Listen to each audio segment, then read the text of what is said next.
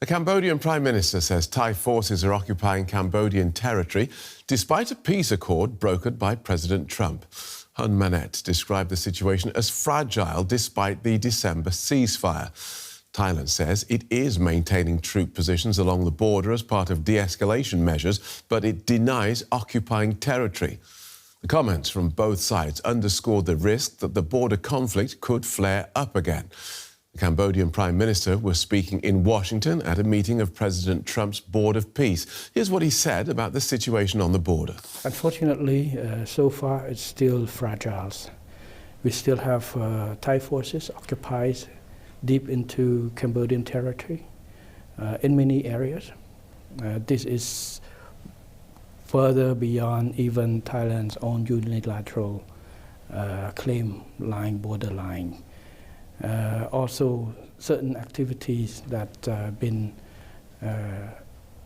conducted by Thai troops, such as the laying of containers, barbed wire to block the road, has caused hardship to our people. We have about 80,000 people displaced, cannot go home now because of the blockage. So this is not an accusation, but it's a statement of the facts on the ground. Let's go to journalist Tommy Walker in Bangkok. Welcome, Tommy. That ceasefire deal brokered by Donald Trump last year clearly hasn't solved this long-running border conflict. What's the situation now? Yes, well, the initial ceasefire agreement that was brokered by Donald Trump took place before the December outbreak of conflict again, and that saw 3 weeks of fighting, the second time in 2025 after that initial outbreak in July. After 3 weeks, both countries got together and signed a ceasefire agreement. Part of that ceasefire agreement was to maintain positions, both militarily. So since then, it's the 27th of December that was made, just less than 2 months. There hasn't been any reports of any outbreak of fire. There has been a couple of incidents. There has been several Thai soldiers injured by landmines. Landmines were one of the reasons this conflict sparked into action last year twice. And also there's been reports of accidental mortar fire from the Cambodian side. But both sides are diplomatically in better communication with each other, certainly more so than 8 and 9 months ago. So if there is an incident that does occur, both sides are speaking about de-escalating straight away. So right now there isn't an outbreak of conflict, but tensions still do remain tense. And we just heard the Cambodian Prime Minister accuse Thai forces of occupying Cambodian territory and displacing people. What's Thailand saying?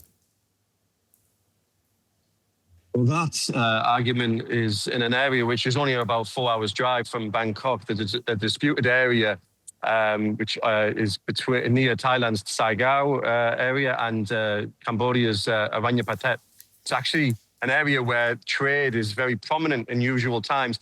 Now, Thailand says that area has been occupied by Cambodians since the Cambodian Civil War decades ago, and Cambodians have been staying there. They say Thailand says it's their territory originally, and they've just sort of reoccupied it, taken it back. However, there would have been thousands of people living there, so Prime Minister Manet's comments does suggest that there is many people still displaced from the area, but Thailand's rejected that, saying it's their land.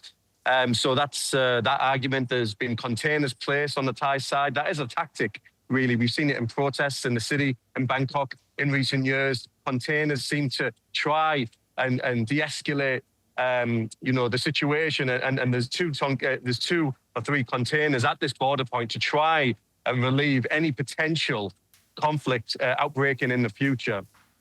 The Cambodian leader says he's hoping Donald Trump's Board of Peace might be able to step in. Briefly, how do you see the situation developing? That could happen if both countries don't cooperate. I think the next step is for both to look at demarcation of these border issues and try and work out which land belongs to who. Thailand's just elected a new government. That's not expected to come into power until April. So until then, on the ground will remain tense, but until after April, I think that's when things are expected to pick up, and both countries are to figure out these issues and demarcation that's long been an issue between both countries. All right, thanks for bringing us that, Tommy. Tommy Walker in Bangkok.